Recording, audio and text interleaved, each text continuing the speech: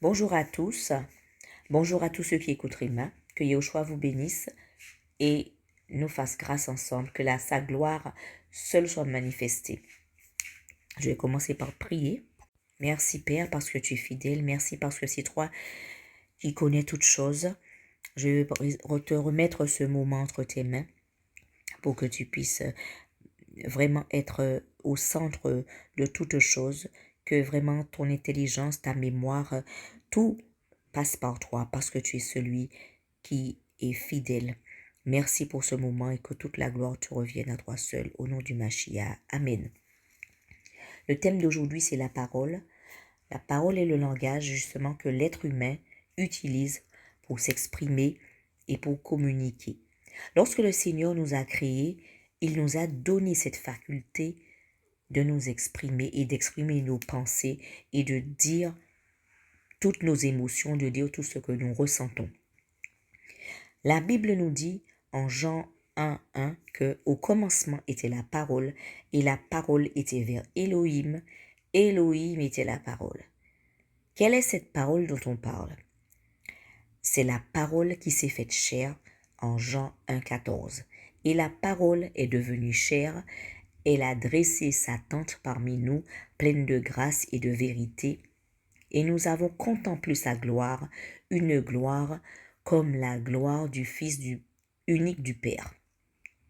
Cette parole qui sort de notre bouche vient de quelque part. Elle vient de notre Créateur. C'est celui qui prend soin de nous, qui nous aime. Il nous a donné ce moyen pour nous exprimer. Et c'est vraiment quelque chose de merveilleux, car il sait tout. On reconnaît sa puissance dans Psaume 33:9. Il est dit, car il dit, et la chose arrive, il ordonne, et la chose se présente. C'est vraiment une victoire extraordinaire. Lorsque la parole de notre Créateur est prononcée, il y a une puissance qui se manifeste. Cette parole est pleine d'autorité, elle crée, elle agit et elle vit. Nous revenons à Jean 1 au verset 3. Toutes choses ont été faites par elle, et rien de ce qui a été fait n'a été fait sans elle. Au verset 4, en elle était la vie, et la vie était la lumière des humains. La parole, c'est la vie. Elle se manifeste, elle est réelle. Elle nous éclaire, car lorsque nous avons besoin d'un conseil, c'est elle qui nous soutient, parce qu'elle nous donne toutes les solutions face à nos difficultés. Donc, tout cela, c'est vraiment glorieux. La manière de nous exprimer vient d'Élohim lui-même, car cette parole a toujours existé et elle fait partie de nous. Que dit la Bible sur la parole? Comment agit-elle en nous? Puisque, justement, elle est toujours présente. Des prophètes ont vu leur vie transformée, car la parole est venue vers eux pour leur révéler par des visions des choses qu'ils n'étaient pas capables de percevoir.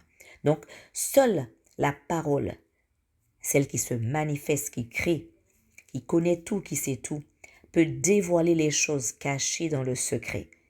Et c'est là la puissance de notre Créateur. Il est unique. C'est par des visions justement que les prophètes ont parlé de la part de Yahweh.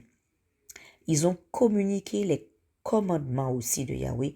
Par exemple, quand le Seigneur a parlé à Moïse sur le mont Sinaï, en Exode 19, le Seigneur rappelle qui il est, ce qu'il a fait et comment on doit se présenter devant sa face. Exode 20 dit que Moïse reçoit un certain nombre de règles qu'il doit transmettre au peuple.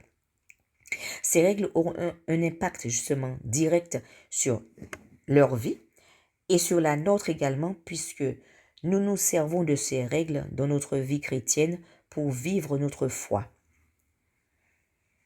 Donc le Seigneur veut nous parler et se révéler à nous. Pourquoi? Pour nous dire qu'il nous aime. Nous voyons que en 1 Corinthiens 1:18, il nous est dit que « car la parole de la croix est une folie pour ceux qui périssent. Mais pour nous qui sommes sauvés, Elle est la puissance d'Élohim. Donc, cela veut dire, elle va transformer nos vies. Elle va créer quelque chose de nouveau en nous. Car chacun de nous est unique. Et nous avons une valeur particulière pour notre Créateur. Donc, c'est à nous de choisir.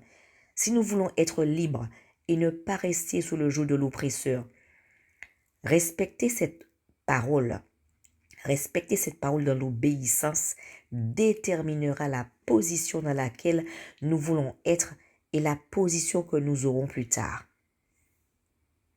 Nous voyons dans Galates 6:7, il est dit « Ne vous égarez pas, on ne se moque pas d'Élohim, ce qu'un homme, ce qu'un humain donc aura semé, il le moissonnera aussi. » Le Seigneur veut donc nous instruire et nous guider sur le chemin de la vie éternelle. Sa parole se confirme par des signes. Nous voyons qu'en Marc chapitre 16 et verset 20, le Seigneur travaillant avec eux et confirmant la parole par les signes qui l'accompagnent. Donc, nous voyons ici que des actions, que lorsque le Seigneur agit, il y a des choses qui se manifestent. Lorsqu'il parle, il y a une manifestation. Des signes accompagnent sa parole. Il va toujours soit nous avertir, soit nous montrer qu'il existe et il nous aime tant qu'il veut nous ramener à lui. Dans Osée 11, au verset 4, il est dit « Je les ai attirés avec des cordes humaines, avec des chaînes d'amour. J'ai été pour eux comme celui qui soulèverait le joug de dessus leur mâchoire. Je me suis incliné vers eux pour les nourrir. » Les signes qui accompagnent notre Créateur, quels sont ces signes justement? C'est son amour qui se manifeste au travers de tous les miracles de guérison, de délivrance, tous les prodiges pour nous prouver sa présence. C'est sa parole qui restaure nos vies. Il veut nous parler pour faire de nous une nouvelle créature.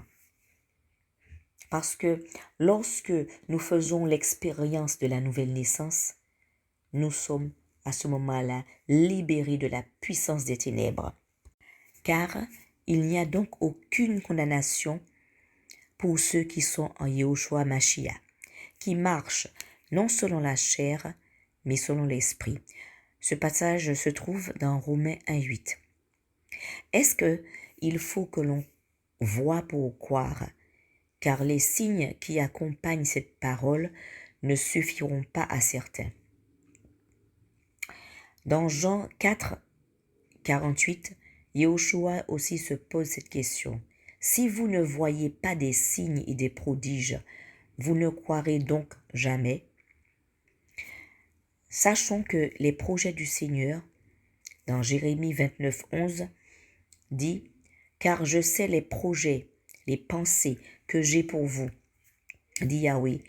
Ce sont des pensées de paix et non d'adversité pour vous donner une fin telle que vous espérez. » Donc, la pensée de notre Créateur, c'est pour nous encourager, c'est pour nous avertir, c'est pour nous consoler, c'est pour nous faire du bien. Donc, nous voyons aussi que la parole du Seigneur est vivante et efficace, plus pénétrante qu'aucune épée à deux tranchants, et perçant jusqu'à la division de l'âme et de l'esprit, et des jointures et des moelles. Elle juge les pensées et les intentions du cœur. Hébreux 4:12. Dans le psaume aussi, le psalmiste dit dans psaume 139:4, et il explique aussi l'omniscience du Seigneur, « Avant que la parole soit sur ma bouche, ma langue, voici, ô Yahweh, tu la connais déjà. » Le Seigneur est toujours avec nous. Il ne nous abandonne jamais. C'est merveilleux. Cela prouve aussi que puisque il ne nous abandonne pas, il nous avait déjà parlé dans Genèse 1:27, nous voyons que Elohim dit « Faisons l'être humain à son image, selon notre ressemblance, et qu'il domine sur les poissons de la mer, sur les oiseaux du ciel, sur le bétail et sur toute la terre, et sur tout reptile qui rampe sur la terre. Donc, de la même manière que Yahweh, il parle, eh bien, il nous a dotés justement de cette faculté, de ce langage. Il nous a dotés de cela également. Il nous l'a transmis. Donc, est-ce que lorsque notre Seigneur parle, est-ce que tout ce qu'il dit n'est pas encore arrivé? Hein? Est-ce que nous ne dominons pas sur la nature, sur les animaux? Hein? Est-ce que cette parole qu'il nous avait transmise, est-ce qu'elle n'est pas encore arrivée? Est-ce qu'elle n'est pas là pour nous? Est-ce qu'elle n'est pas pleine d'amour, cette parole? Et qu'avons-nous fait avec cette parole, la création, cette création qu'il nous a donnée? Qu'avons-nous fait? Il est grand temps donc de revenir à lui. Car Yehoshua, justement, est venu nous réconcilier avec le Père. Réalisant que cet acte d'amour est bien réel et que c'est le moment de lui donner tous nos fardeaux. C'est lui seul, justement, qui peut nous sauver de la mort, car c'est lui qui donne la vie. Donnons-lui donc toute la gloire, toute l'autorité dans nos vies, dans nos cœurs. Et nous serons surpris, justement, nous serons même étonnés de voir comment notre créature, il agit pour nous. Devant toutes les difficultés qui puissent exister, c'est lui qui sait prendre soin de nos vies.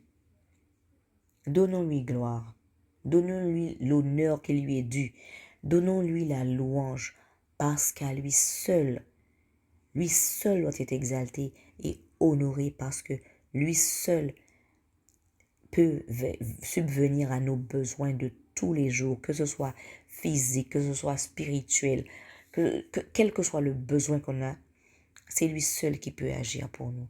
Donnons-lui la gloire, donnons-lui l'honneur, donnons-lui la louange qui lui est due.